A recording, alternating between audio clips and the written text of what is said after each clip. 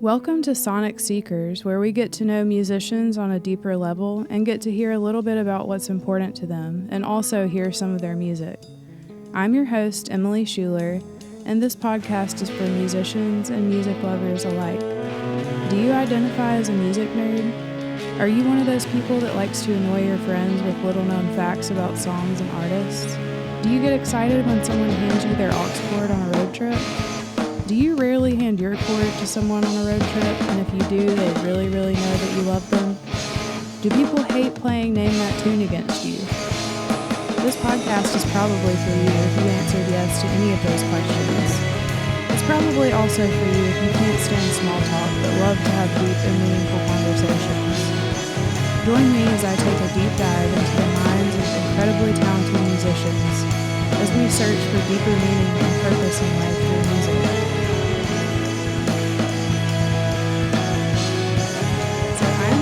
Abe Partridge, and this is a very special episode for me. As I told you when I first messaged you about this podcast, I wanted you to be one of my first guests on here. Abe and I have been friends for years now. I think I met you in 2017, 2016 maybe. I've been a fan and a friend for many years, and you're actually the first person I'm interviewing that I actually know beforehand. So I kind of wanted to get some interviews under my belt before I interviewed you because you're a good friend of mine, and like I said, I've always been a fan of your art and your music, so I was like, I want to get some experience. But I've had 3 interviews so far, and I was really nervous before the first one. But once I actually did the interview, it kind of came naturally to me. What I want to do with this podcast is introduce people to musicians they may not have heard of, talk about them and their music, and then get deeper into their hearts and their minds and have some good, meaningful conversation. Because there are a million music podcasts out there. I intentionally did not listen to a whole lot of them because I didn't want to unintentionally imitate or do something somebody else was doing. I wanted it to be like a fresh canvas where I'm just doing whatever comes out of my heart and soul and kind of sharing that aspect of artists with people. Abe here is a visual artist, a musician. He's one of the most interesting humans in the world. There is a lot of content out there of you sharing your whole story, which is a beautiful and very interesting story. And I'm going to talk about certain points of that today, but I know you have told your whole story 7 million times, so yeah. I won't make you go through the whole thing, but there are certain points that I've picked out for us to discuss in more detail. Okay, great. That sounds good. Yeah. So first, though, you can, if you don't mind, just tell me and the listeners what you've been up to over the last few months or so. Well, let's see, the few months. It's August, right? Yeah. I've been just touring like nonstop. Yeah, I've been just playing show after show. I bought a house. Oh. Yeah, I bought a house. I actually bought it. Yeah, with the creek and all that? Yeah, we got a little pond in the back. Yeah. And we bought it when I was in Iowa. Okay. Yeah, I've been on the road with this guy, Matthew Sweet. Mm-hmm. I've been doing a lot of shows with him and driving and crying. Yeah. Been doing a lot of shows with him.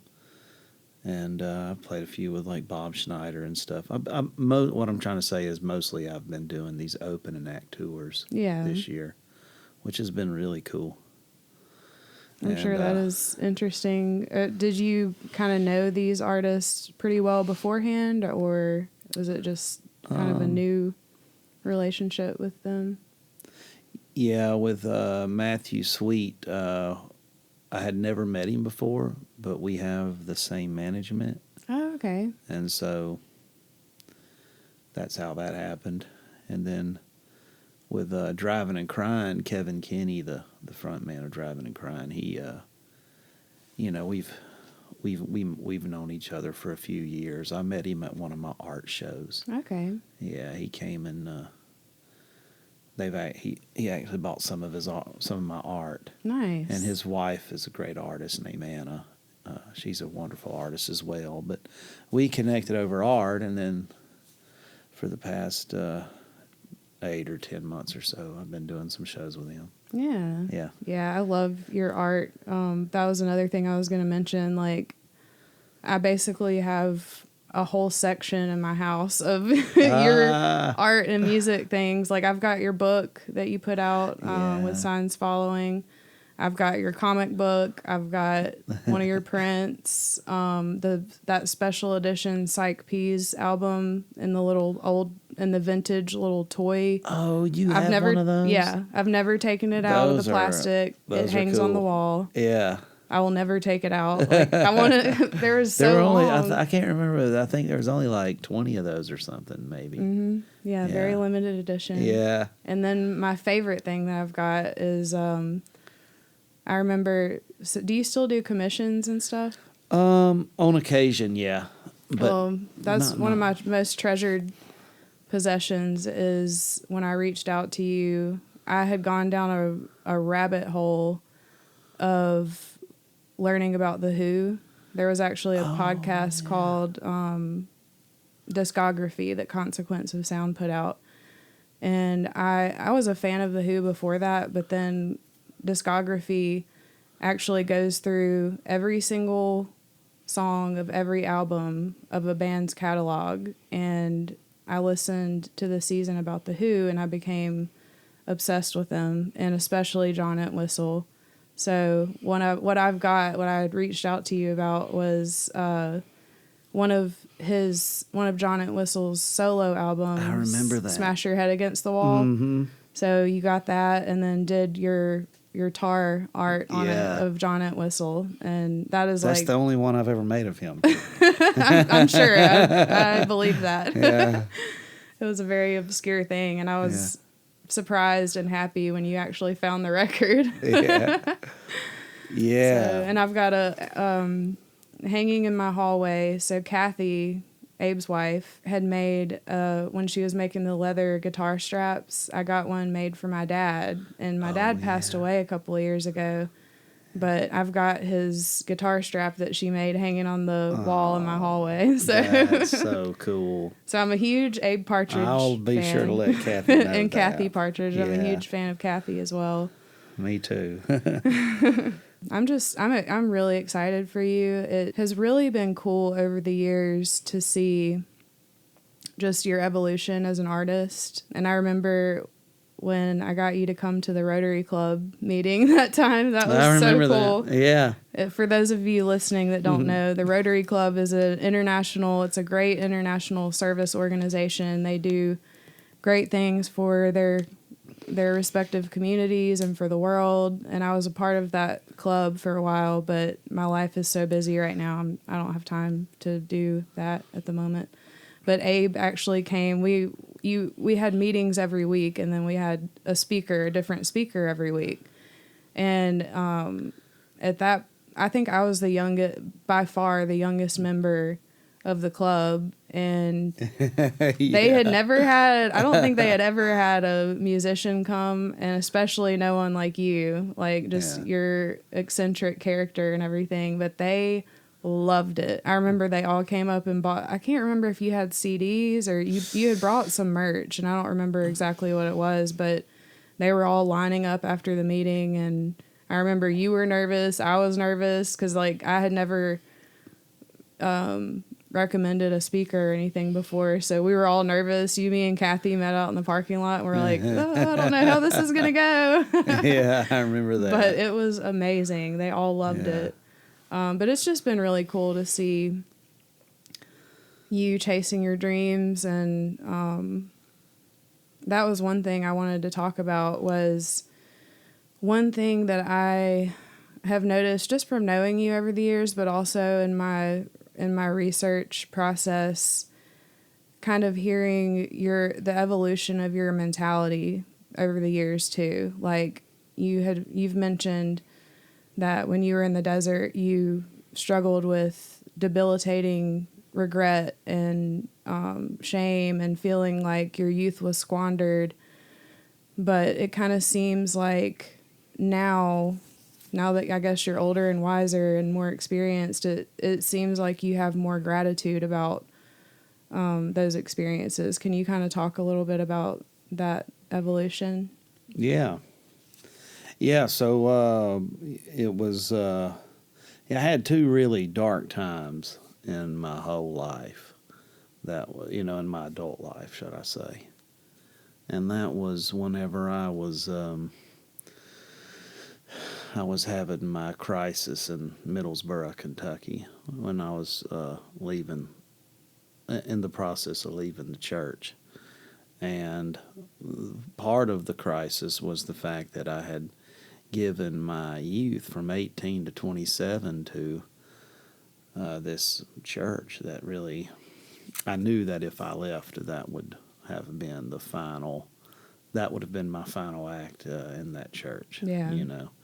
It's not the kind of church that you come back from something like that. So when I finally got the nerve to leave, well, then came, the realization that the 9 years, 18 to 27 of my life was squandered, right? Because I had went to 4 years of Bible college, which wasn't like a big deal, wasn't like an accredited or anything, but it was essentially the Bible school diploma I had received was valueless outside of the Independent Fundamental Baptist Church. So my education was rendered of no use, and all the relationships and 9 years worth of community was that I had in that church was basically stripped away in a single day, essentially. And then there are many stories like that of, people with church hurt and dealing with those kind of situations. Yeah, I just hopped right into the military like 6 months later because I had moved back here and I was living with my mother out in West Mobile and my stepdad in their house with my wife and my two little kids. So I needed to find a way to support them. And so I joined the military as an attempt to get a job, like a marketable job skill. And so I joined the military and became an avionics technician. So I could work on like aviation electronics on airplanes and stuff, radios, navigation equipment. Then I went over and participated in Operation Iraqi Freedom and Operation Enduring Freedom simultaneously in this place called Al Udeid Air Base. And there, it was another time of deep regret. And so that was when I was 33 and 34 years old. I went over there as 33. I came home when I was 34. So basically from 27 to about 36, which is when I started doing art publicly. I mean, I'd been writing songs and I had been painting prior to doing it publicly. But when I started doing it publicly and people started relating to some of my art, well, then it gave meaning to all of those experiences. Yeah. So before I was doing my art publicly and it began to relate to, other people related to it. Because, see, I found out that those experiences ended up giving me a perspective. The church and the military, all that. That was a whole lot of years. That was 15 years, essentially, of that. And it gave me a certain perspective from which to create art that makes my art a little bit, it comes from a different place than most artists coming from. And so as I saw my art, affect change in people and bring out emotions in people and help ease the suffering of life. Yeah. Well, then it made me not look back on my past with such disdain and hurt and regret, but instead now I embrace it. So now, at this juncture in my life, I look back on my 9 years in the ministry, my time in the Air Force.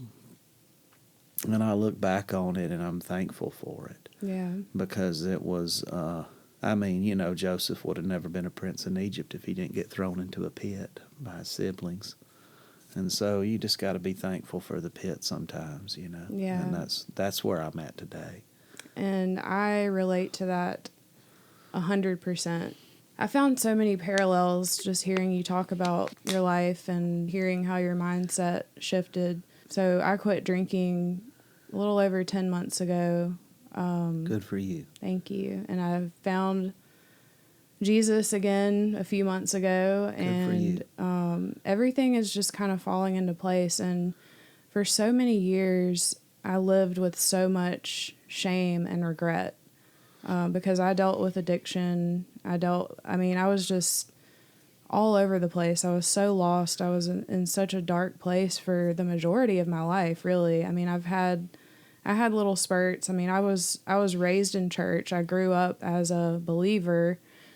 And then I had another phase in my mid-20s or so.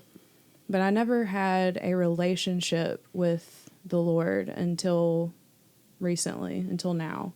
And between getting sober and learning a new reality and then finding my way back to God, I have so much peace and joy. Like, my baseline is peace. I mean, I still have hard days all the time. I feel the exact same way as you. All that shame and regret and all that, I see it as ammunition now. Like, I see it as a way to relate to people and help people. I have no shame, no regret about, I mean, of course, there are some things that I wish I would have done differently, but I don't dwell on that. I don't ever think about it. Yeah. And I wrote music when I was in my early 20s for a little while. I saw you been getting out there playing songs. Yeah. So I went for a little, that was another parallel that we have. I went for over a decade without using my gifts. And my dad was always on me. He was always like, when are you going to write music again? When are you going to write music again? When are you going to follow your dreams? When are you going to do this? And I just was all over the place for so long. And, but that was another thing I was going to talk about.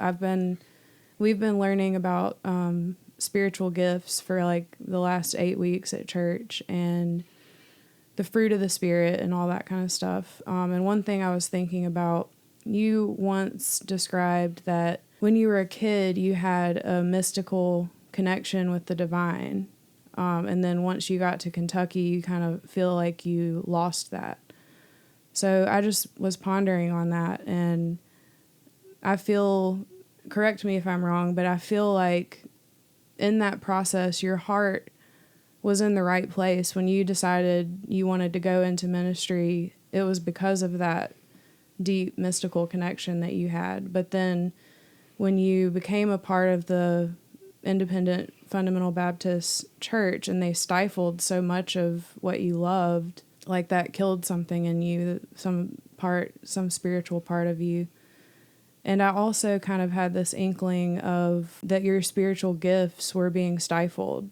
And, you know, of course you were using some of them because you were teaching and leading, but it seems like the most authentic part of you is your art and your music. And so I just feel like it's not necessarily that that's not what you were supposed to be doing. But one quote that I saw recently was that people don't become artists. An artist just discovers who they are. And so that made me think about you and how you didn't really come into your art until an adult, but it was always there in you. And then it just became a way for you to, like you've said before, for you to survive and deal with things. So I don't know, that was just a thought that I had about. You know, when I was in the church, I had all the answers. Yeah. I had a very rigid theology or like a dogma that I had erected inside my brain. Yeah.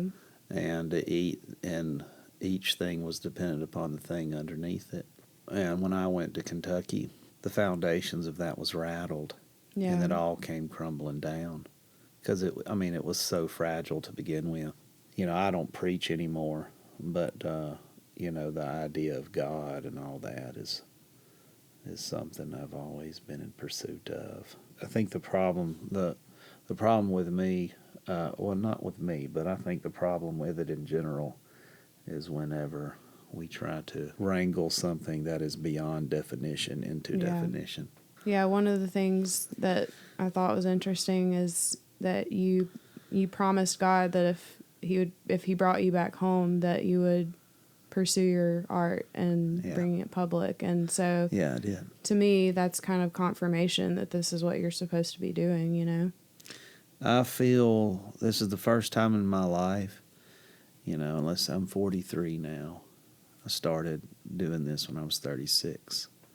So it doesn't seem like it. There was a pandemic, but it's been, almost 9 years now I've been doing it. And this is the first time in my life I've ever been good at anything.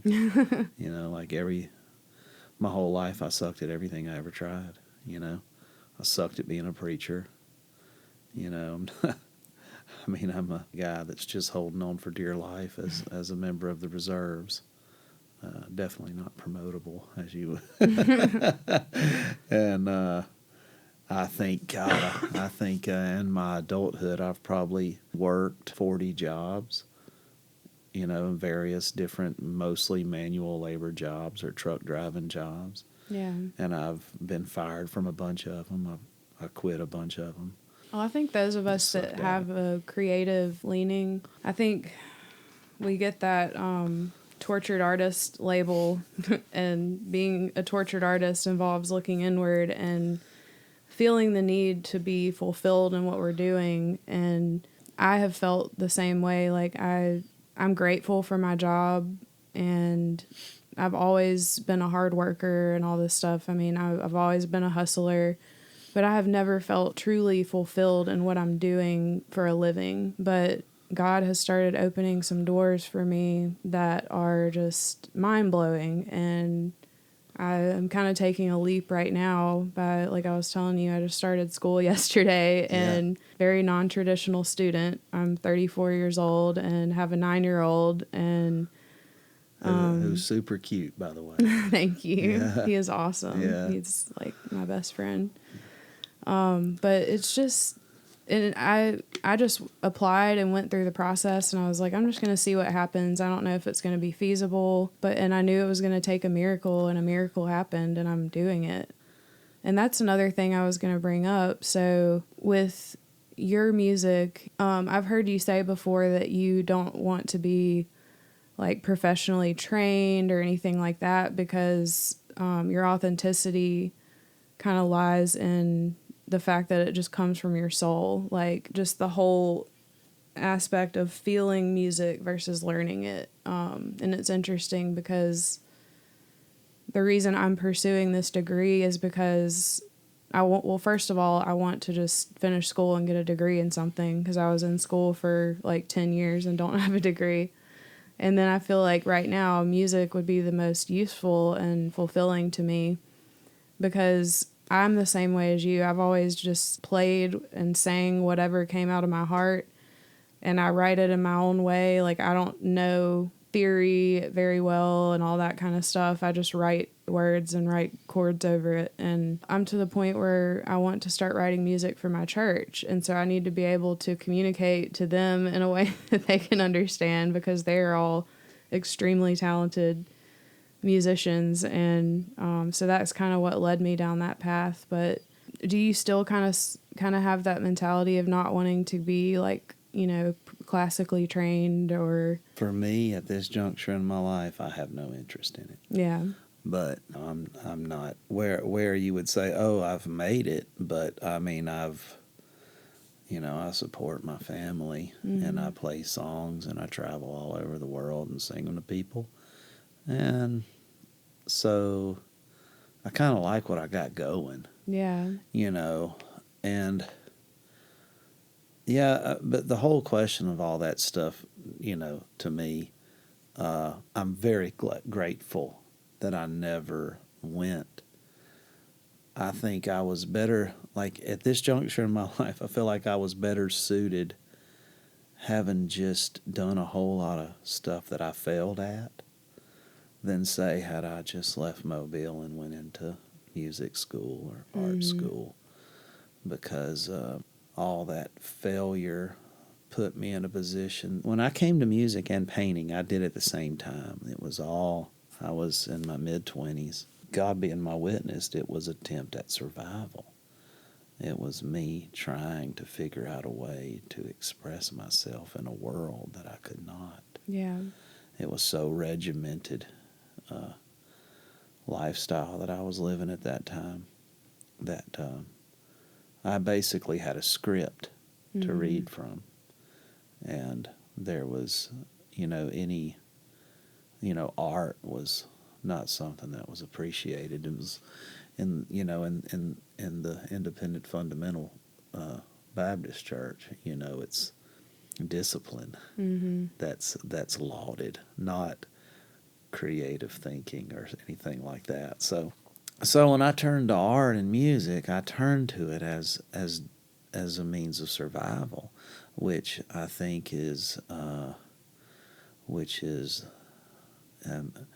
believe that is the essential essence of the reason that human beings make art. Yeah. And the whole thing about entertainment and art as something to sell, or art as making a living and all this kind of stuff, that especially in songs, I mean, people's only been making a living with recorded music for 100 years. Before that, people just made music. Yeah. So it's just such a big part of culture and storytelling. Yeah, and I make art for its own sake. I make art because it helps me make sense out of life. And sometimes people connect with it. And sometimes people don't, I mean, I've been called everything from the greatest ever to, oh my God, this guy's absolutely horrible, and everything in between. Yeah. But that's anything. That's anything that's you can't win them all. No. And I think that's why you've been so successful with what you've been doing, is because of your authenticity, and people crave that because we have so little of it in our world and our society. And it doesn't have our art and our music and whatever we create doesn't have to be for everybody. There's never going to be somebody that everybody loves. Even the Taylor Swifts in the world, she might have billions and cajillions of dollars, but I don't listen to her music. I mean, she's this big phenomenon. I don't have anything against her, but even the biggest people in the world, not everybody's going to like. So I feel like if, as artists, if we can create anything that, for me, even if just one person connects to it and feels like it makes them feel like they're not alone, then I feel like I've done what I set out to do. That's a wonderful thing. I did a songwriter round with Stephen Lee Veal and Emilee Smith a couple of months ago. Yeah, those are both my friends. And then I did another one with Drew Young and Bud Tower a couple of weeks ago, and Stephen Lee Veal came to that songwriter round, and after we were done, he came up to me and he was like, I just want you to know that we all appreciate you because you don't just share your music, you bare your soul and you share your soul with us. And that just hit me. I was like, oh my, that's all I want to do. Yeah. I want to use my music, because when people ask me what genre of music do you write, I'm like, I have no idea, just whatever comes out, so that's all I want to do. And I feel like that's all most artists want to do, is just use their art as a way to deal with things and hope that somebody else can relate to it. Yeah, I mean, I think that's the best way. Yeah. Because when you start being concerned about how something's going to be received, or or how it's going to like make you money. Mm-hmm. Well, that's how you end up with what's on the radio. Yeah. Yeah. And I think that's a lot of the reason why we're in where we are today. It's because, The machine. Yeah. Even because art's been overtaken by entertainment, Art solely is just, trying to make a buck. Yeah. Yeah. Yeah, and then there are still the purists of us out there. I mean, I listen to some, like, commercial poppy stuff occasionally. Like, I'm such a music lover, I'll pretty much listen to almost anything. Like when Post Malone's new album came out, I had to listen. He has a song, I just looked at it, and he's got a song with Dolly Parton, Sierra Farrell, Hank Williams Jr. There were a few songs on there that I was like, I have to listen to this and see what it's like. And I actually liked those that I named. I didn't like the other ones because it was like pop country people. But when I saw he had a song with Dolly Parton, I was like, I got to hear this. And Sierra Farrell.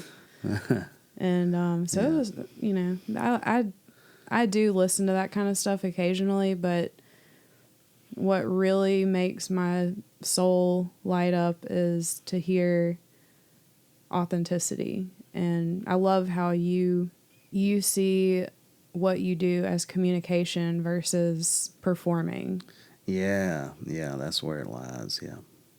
That's where it lies for me. That's what I try to do.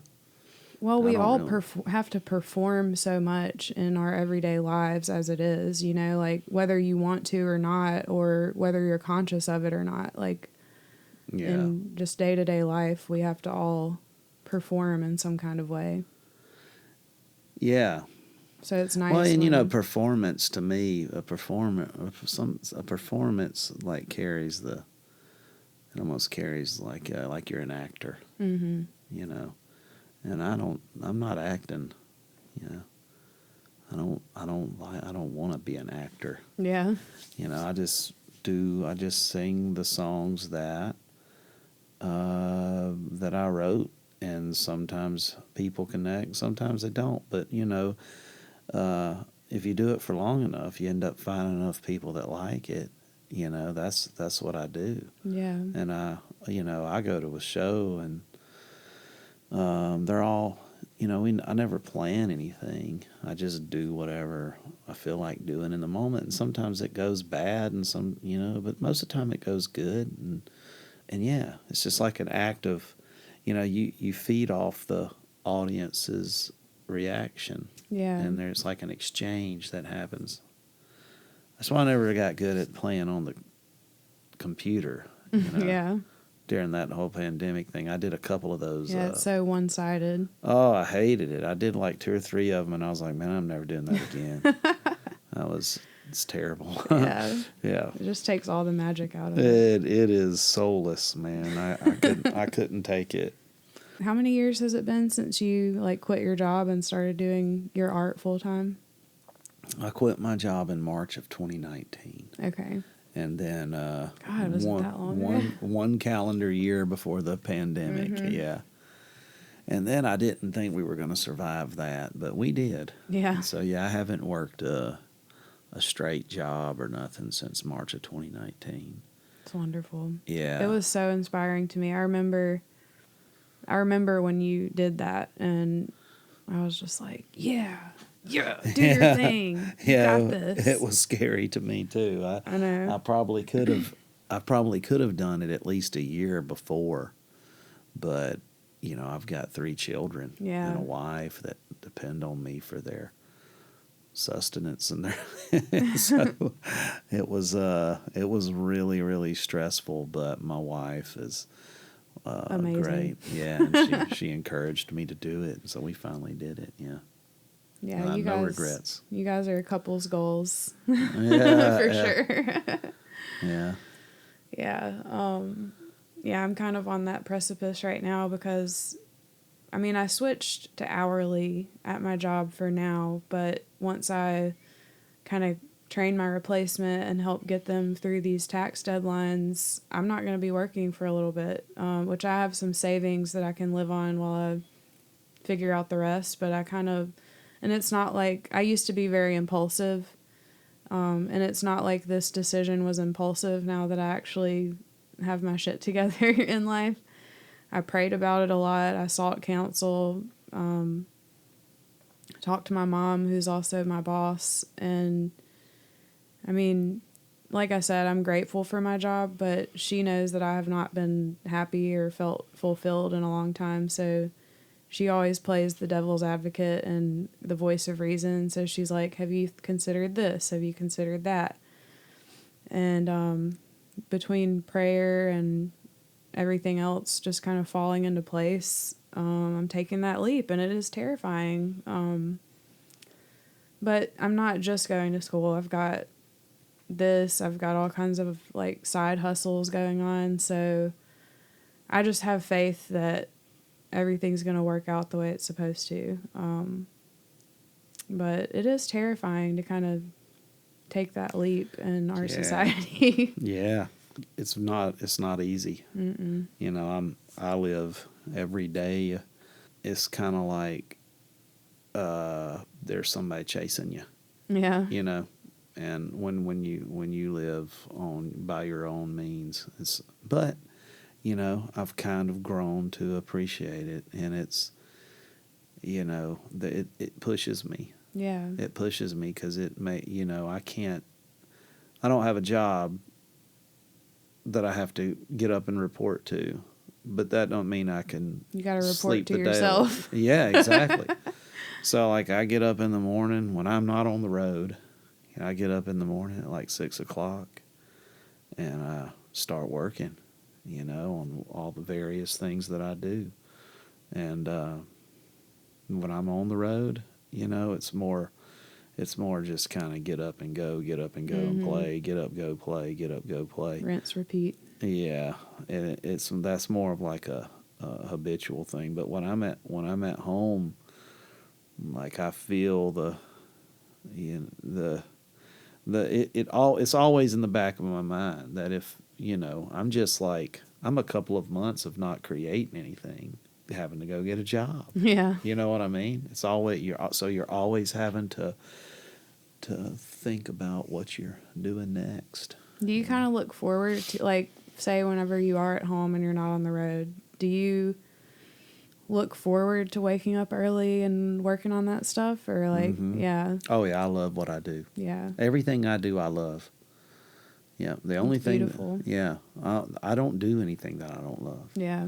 Because if you're creating art because you feel like you have to, like if you're trying to write a song because you feel like you have to, or it's been too long since you've written the last one, or if I'm painting a picture that I feel like I just have to paint this, it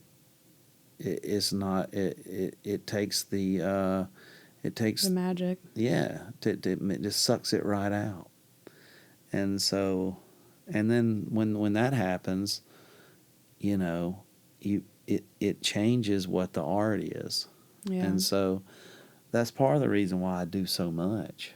You know, I do, you know, I write songs, I play them for folks, I paint, I make podcasts, I document stuff, I archive things, I do all kinds of stuff, you know.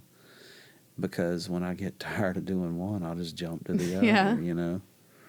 And it's made it to where there's like a variety of things that I get to do, and I love all of them. Yeah. And so whenever I'm tired of doing it. I will say right now I've been painting a whole lot because I had not painted much at all this year. And I have been painting a lot this past couple of weeks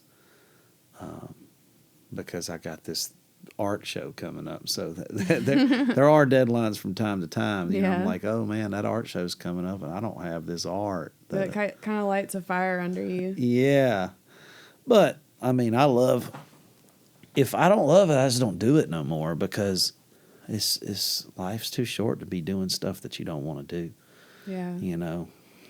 Yeah, somebody was joking the other day. I was telling someone I started school, and they were like, yeah, she's having a midlife crisis. And I was like, Actually, I've been in a crisis my whole life, and I'm I'm having a reverse midlife crisis. I'm having a midlife awakening and coming into my purpose and my calling and my passion.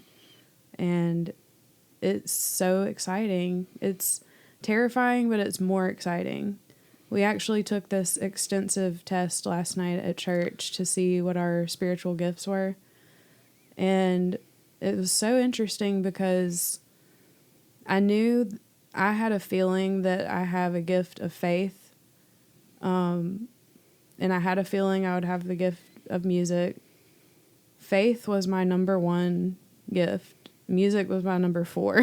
I really thought it would be switched, but I know it's just a test and it doesn't, like, it's not a world ender or whatever, but I was so interested in that because on my journey over the last few months, I have such strong faith about things that people should have no business having faith about.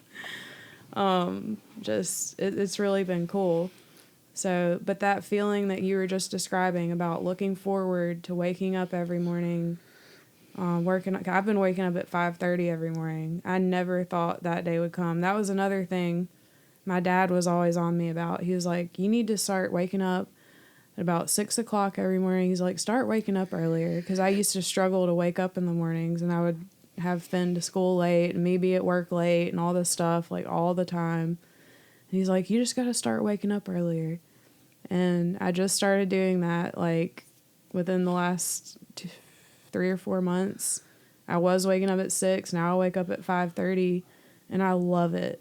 I mean, I work on podcast research. The first thing I do is I talk to God and I read the Word, and then do my creative stuff, because the only other time I would have to do that was at night, and I got to go to bed on time so that I can be a functioning human the next day.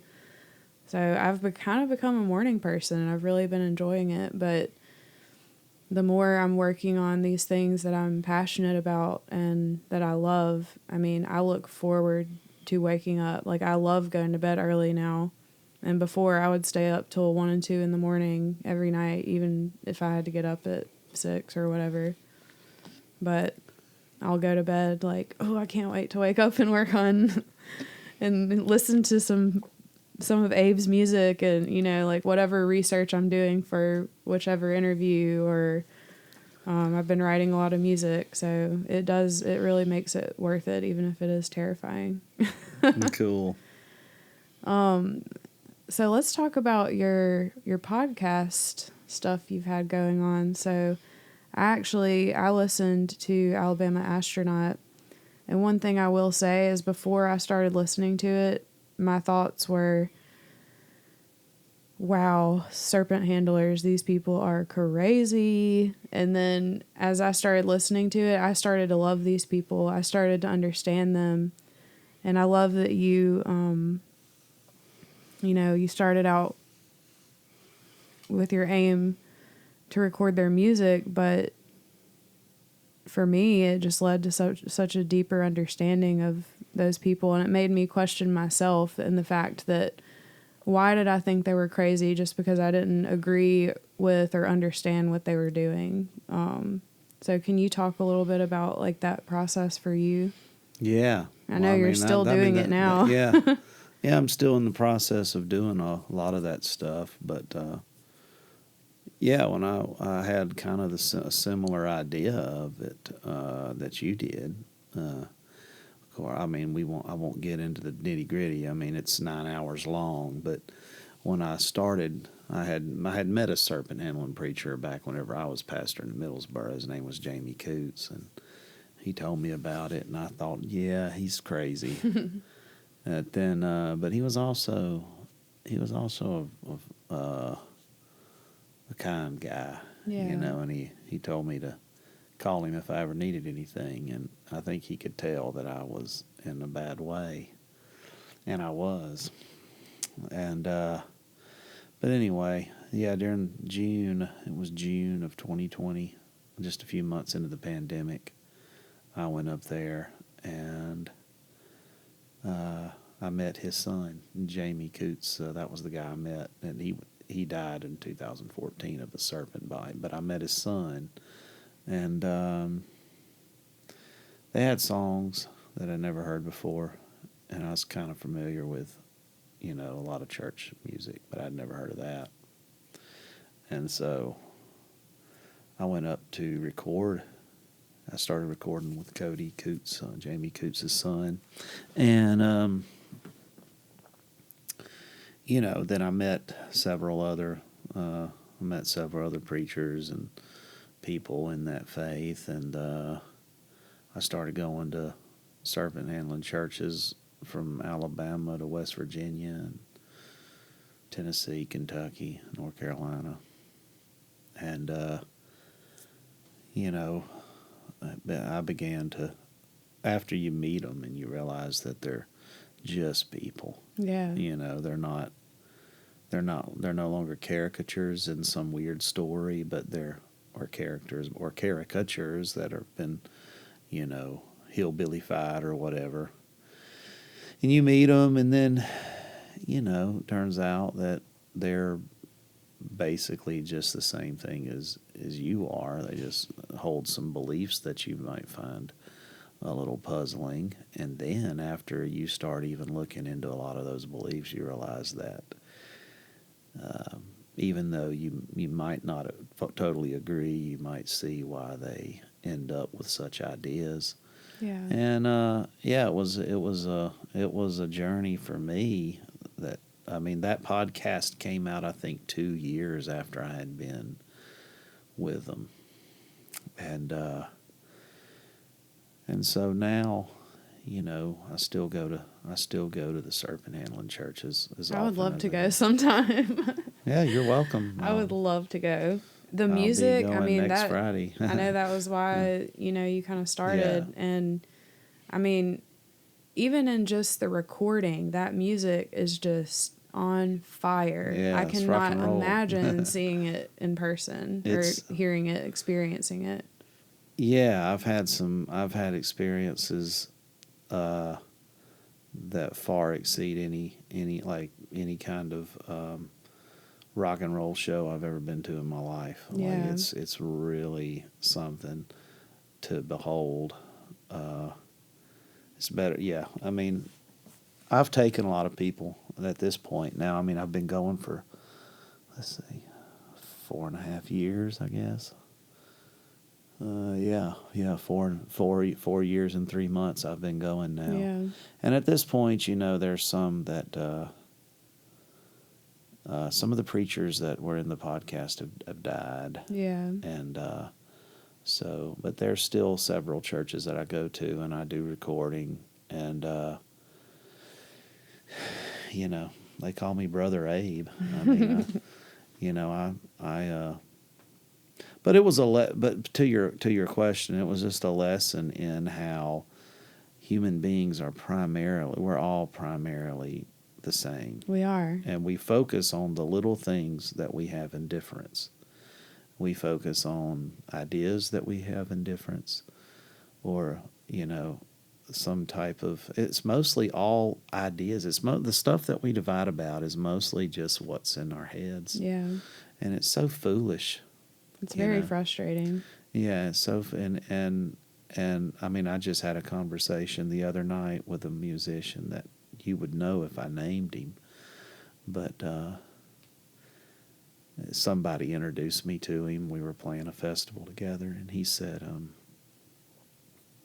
somebody had mentioned my podcast. He goes, "Man, those people are nuts, aren't they?" And I was like, I guess it depends on how you define nuts, And anyway, then he wrote me this big long email on Monday, and he said, "Man, I just listened to all your podcasts, and I want to apologize to you for saying that."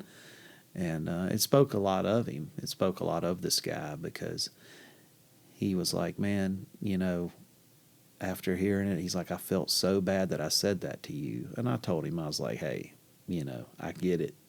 I understand why you thought that. But it's a lesson, Mm-hmm. Hear people out. Stop it taught me a lesson in letting people tell their own story. Yeah. When somebody else tells you this, don't listen to somebody's story about somebody else. Yeah. Let people tell you their story, and then a lot of the things that are not in focus, or the things that are hard to understand, they get more in focus. And I'm not saying, you need to go up there and handle a serpent. I'm not saying that at all. I don't. Just make an effort to understand other people's perspectives and other people's lives. Right, and I understand their theology now. Yeah. I get it. I understand where they're coming from. I mean, and I think it's beautiful in a way. Yeah. I'm not going to handle a serpent. Or drink strychnine. No, I'm not going to drink strychnine. I'm not going to put a blowtorch up to my face like they do. But, I'm at the same time, I respect it, and I appreciate that. I appreciate that they hold that in sincere belief, and I'm respectful of that. Yeah. And how special is that, from something aside from your personal art and music, through putting that podcast out in the world, I know I've listened to it. I was changed by it. And then the musician that you were describing, he was changed by it. And you have how many listeners? So, I mean, there's been thousands and thousands. I mean, the podcast is, from time to time it'll jump into the top 10 documentary podcast on Apple.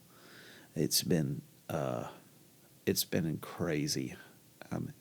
How many downloads it gets every single day. Yeah. People are finding it. People are discovering it. And we don't make any money on it at all. There's no advertisements on it. It's completely free. You can listen to all 9 hours and don't have to listen through one advertisement. Yeah.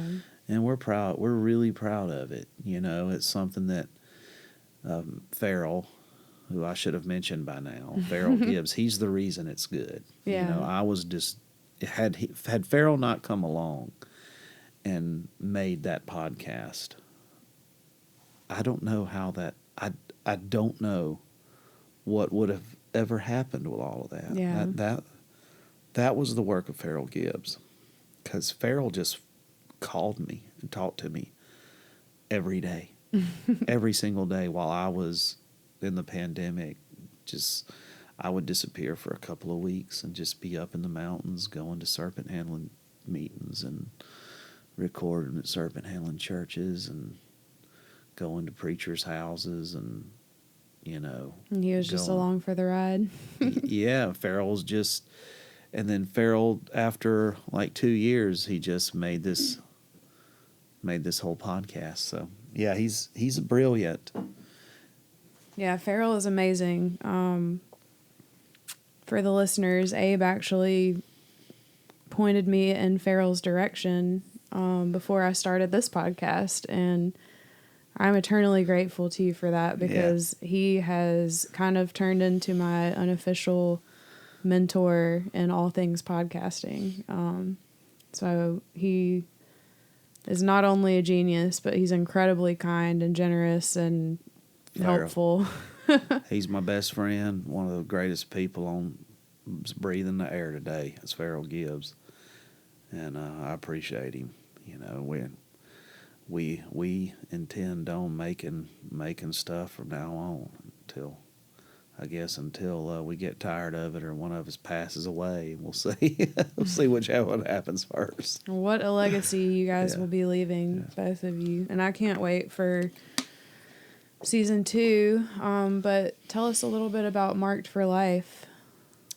Marked for Life is the thing that's coming. It's been coming out every Sunday for quite some time now. I believe if this Sunday coming up should be the last episode. Cody Coots, who was the son of Jamie Coots, who was the preacher that I met when I was in pastorate in Middlesboro.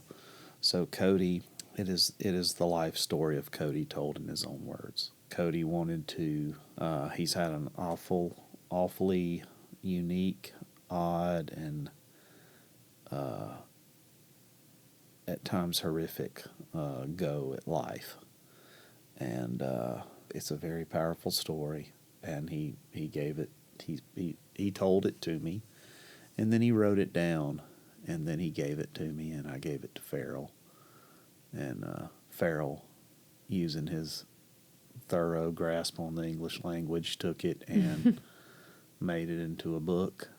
And so Mark for Life is essentially an audio book where we have my friend, a good buddy of mine, a songwriter out of Middlesboro, who is roughly the same age as Cody. His name is Dalton Mills. He's basically the voice of Cody Coots. And so it's not like Alabama Astronaut. Yeah. It's more akin to an audio book style podcast. Yeah. Okay. Yeah.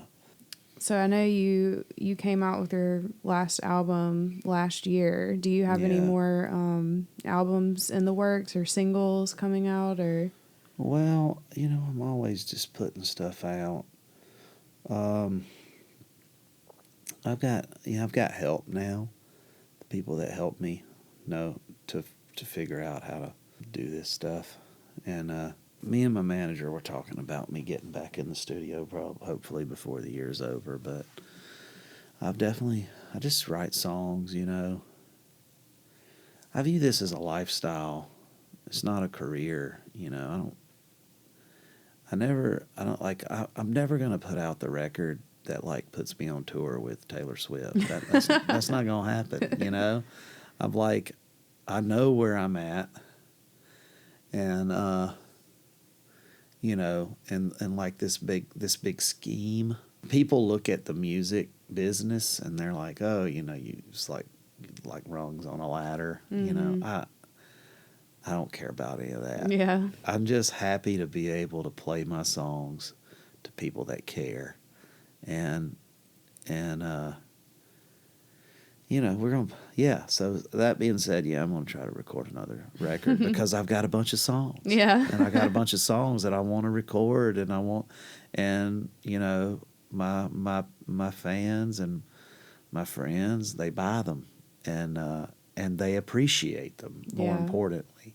And I think I have all of your records on vinyl. I've got the Psych Peas album. I'm definitely a fangirl. So.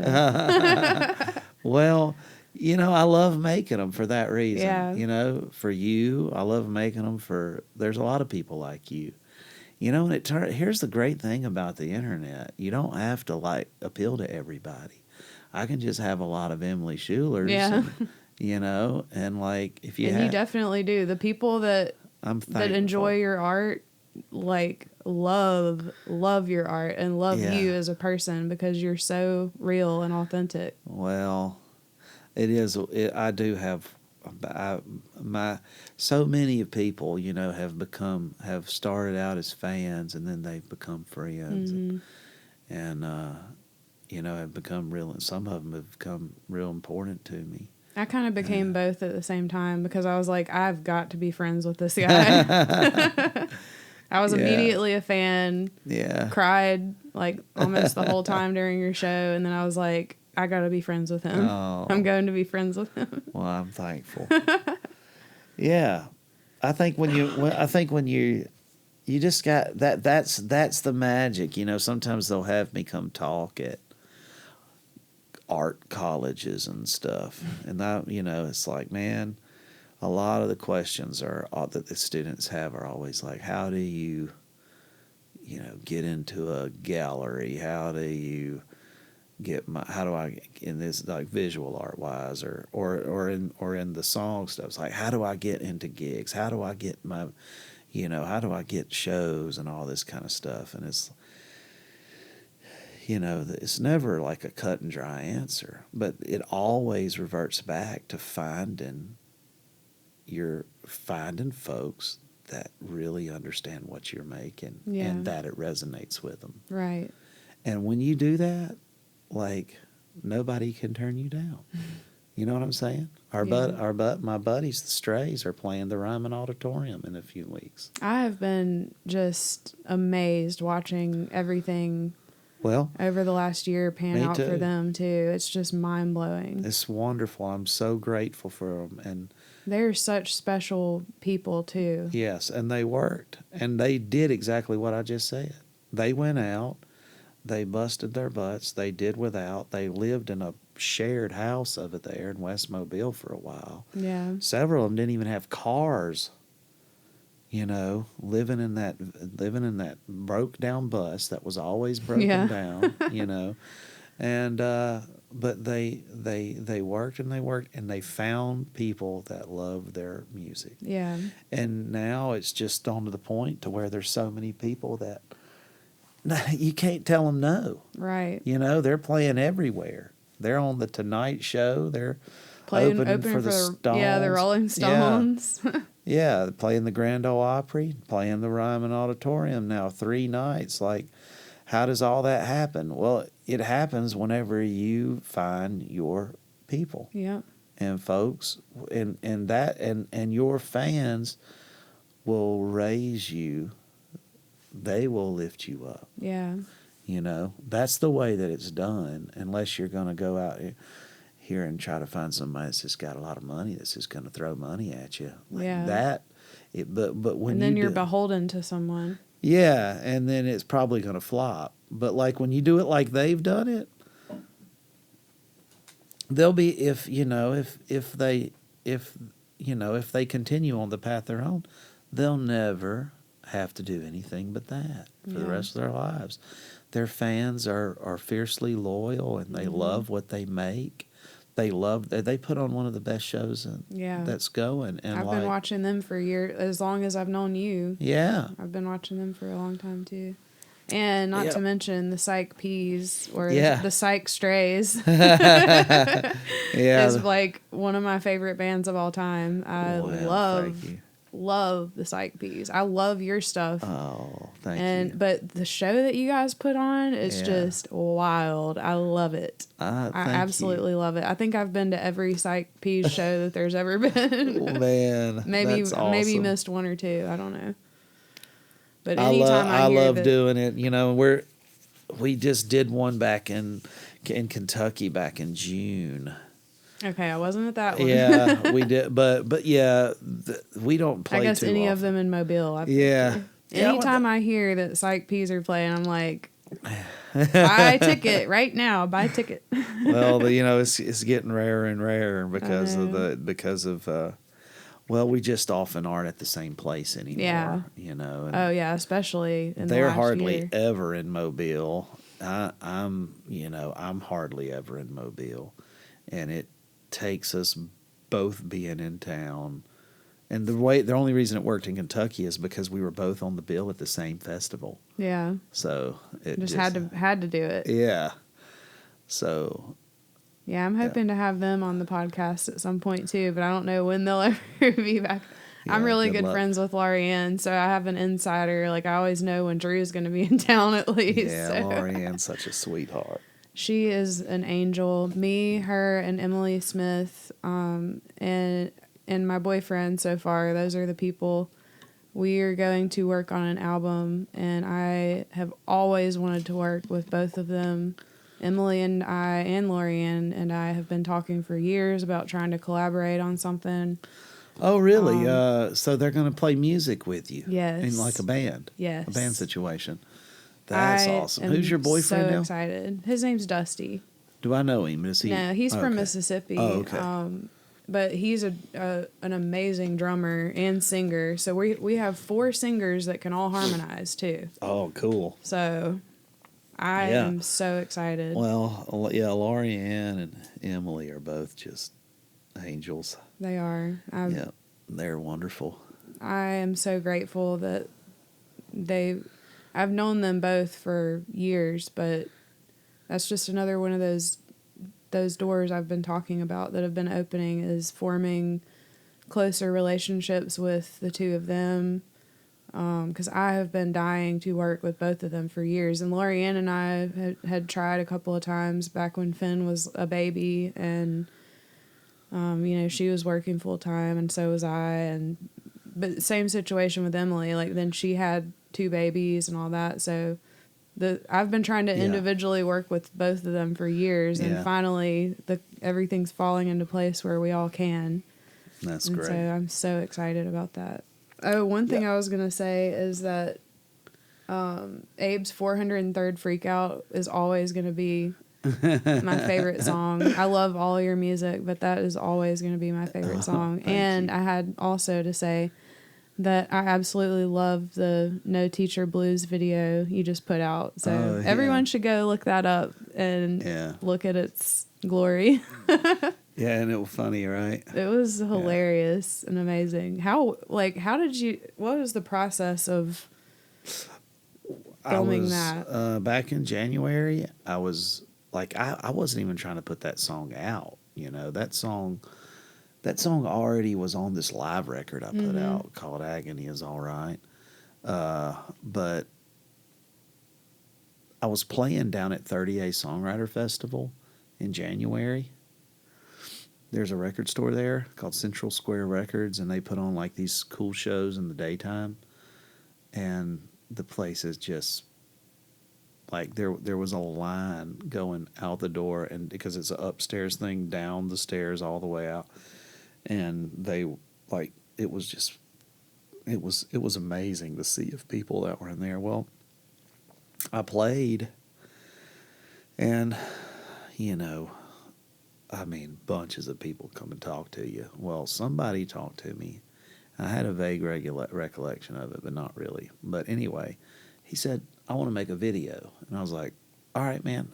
Talk to me later," So I think I might have gave him my email or something. Well, anyway, I got this email, and this was like right as I got I started going on these Matthew Sweet opening runs.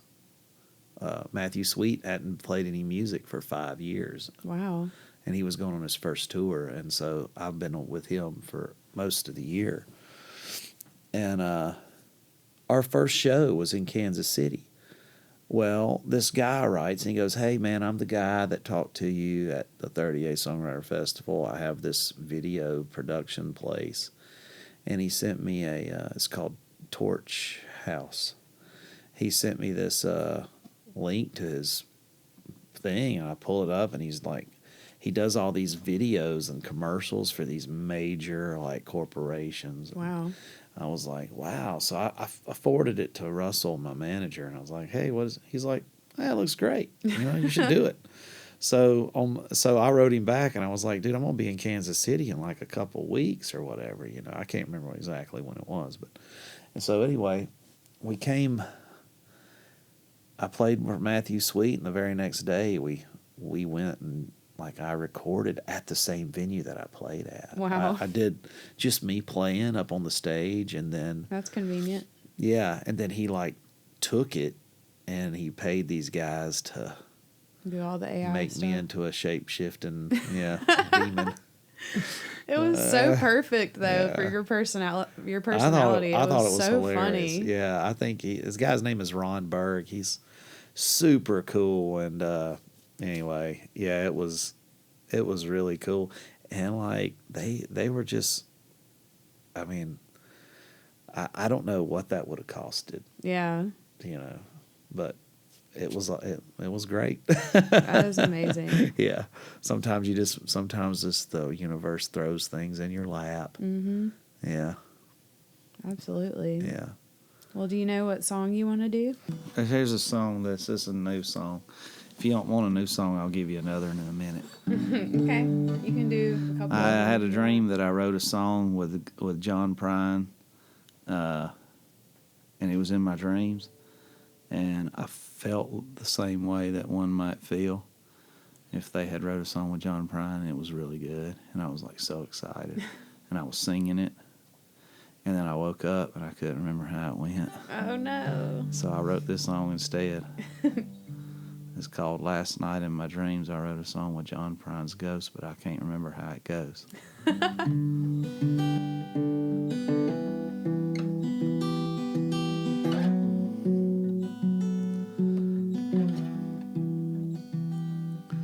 Last night as I was sleeping, I was in the middle of some good dreaming.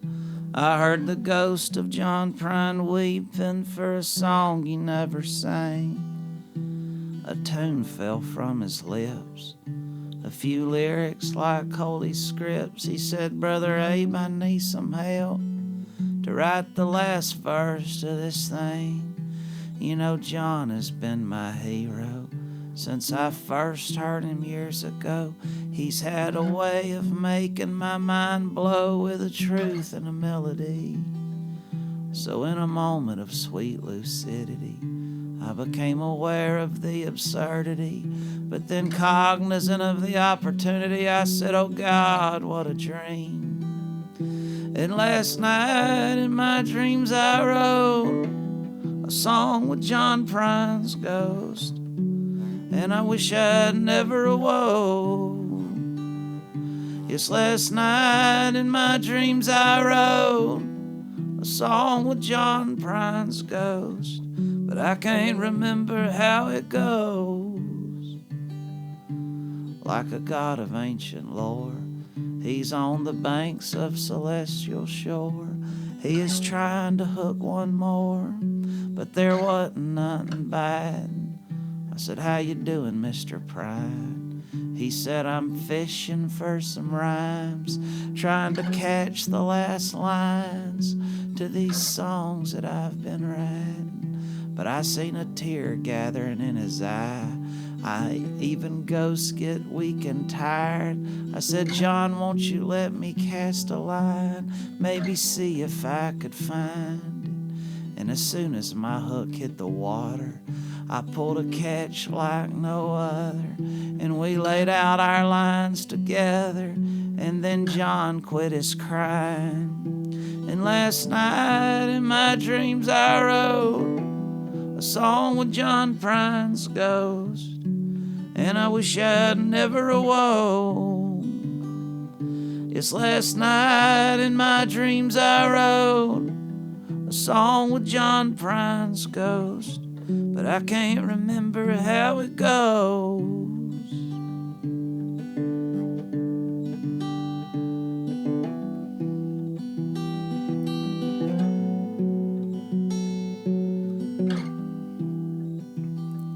There ain't nothing like the feeling of catching a song full of meaning. It's like you saved a piece of heaven from sinking in a dark abyss. And in the moments before I awoke, 'twas the way I felt down in my soul. I'd wrote a song with my favorite ghost, and it was the best one that I ever did. But as soon as my feet hit the floor, I was overwhelmed with horror. I couldn't remember the song anymore. It's like it didn't ever exist. I tried to bring it back in despair. I ground my teeth and I pulled my hair, but it was gone without a prayer. It vanished with the morning mist. And last night in my dreams I wrote a song with John Prine's ghost, and I wish I'd never awoke. 'Cause last night in my dreams I wrote a song with John Prine's ghost, but I can't remember how it goes.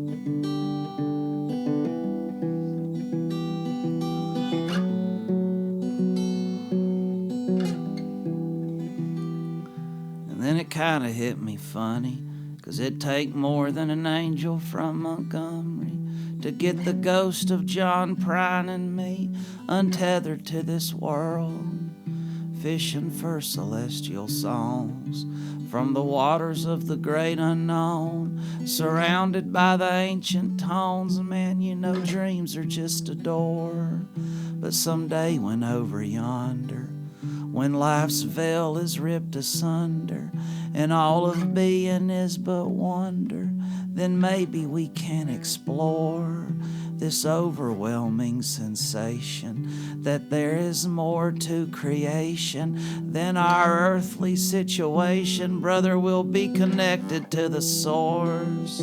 And last night in my dreams I wrote a song with John Prine's ghost, and I wish I'd never awoke. Yes, last night in my dreams I wrote a song with John Prine's ghost, but I can't remember how it goes.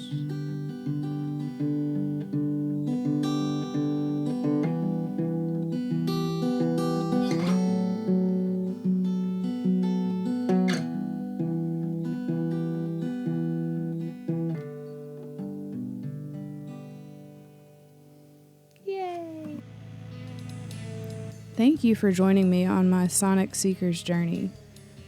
All episodes are currently recorded at Dauphin Street Sound in Mobile, Alabama. Big thanks to them for always providing professional quality recording and hospitality, and a cozy environment for me and my podcast guests. They are amazing to work with, and they have recorded some legendary artists at their studio.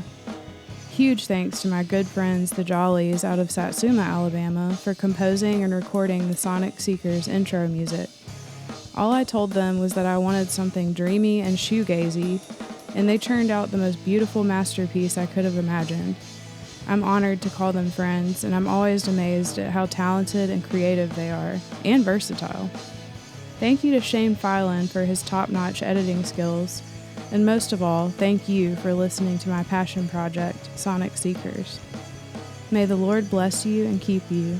May the Lord make his face to shine upon you and be gracious to you. May the Lord turn his face toward you and give you shalom.